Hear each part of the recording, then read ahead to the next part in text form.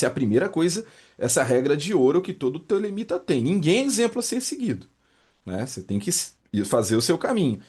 Mas usam aquela coisa de ele usava cocaína e que não sei o quê. Pô, mas na época dele era medicamento, o cara todo ferrado de problema no corpo, né? Então, quando você começa a entender o contexto histórico, o que a pessoa passava e apesar de tudo, ela ainda conseguir fazer a quantidade de coisas que esses grandes do passado fizeram, a gente olha e fala assim, pô, eu acho que no lugar dele eu não tinha, sabe? Eu tinha morrido encostado, tipo, não dava pra fazer um quinto do que o cara fez. E aí você começa realmente fazer uma grande honra aos ancestrais. Essa história, por exemplo, do Crowley viciado é um bom exemplo de que quando as pessoas, porque o Crowley era um viciado, né? E faz um julgamento moral negativo Uhum, quanto a isso. Aí quando você vai ver historicamente, né? A única droga em que ele foi viciado, no sentido de que ele tinha dificuldade de manejar e de largar, foi a heroína.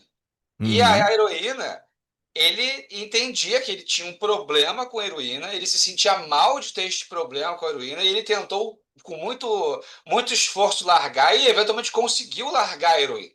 Né? Então, quando olha. eu falo, ele é um viciado, tu tá falando de uma pessoa que sofreu muito, não é uma pessoa que, assim, claro que ele era uma pessoa polêmica e tal, mas Uhum, especificamente com a heroína, a gente sabe que ele se sentia mal, que ele ficava na merda, que ele tentou com muito custo, e ele conseguiu, em alguma medida, se livrar, né? E que também foi, ele começou a usar receitada uhum, como medicamento para bronquite. E quando ele voltou a usar, ele também voltou a usar por conta do medicamento para o problema pulmonar dele, né? olha. E aí também é um julgamento de valor muito escroto, porque assim, é, quem já conheceu pessoas que morreram na Covid, ou que tem algum problema pulmonar, ou que já teve Covid, assim, não conseguir respirar é uma coisa muito desesperadora. Né? Você usa até tapa na cara se o médico receitar. Pois é, e fala assim, ó, vai comer cocô que vai melhorar. Então me dá um Dá. jarro de cocô, porque é horrível não conseguir respirar, desesperador.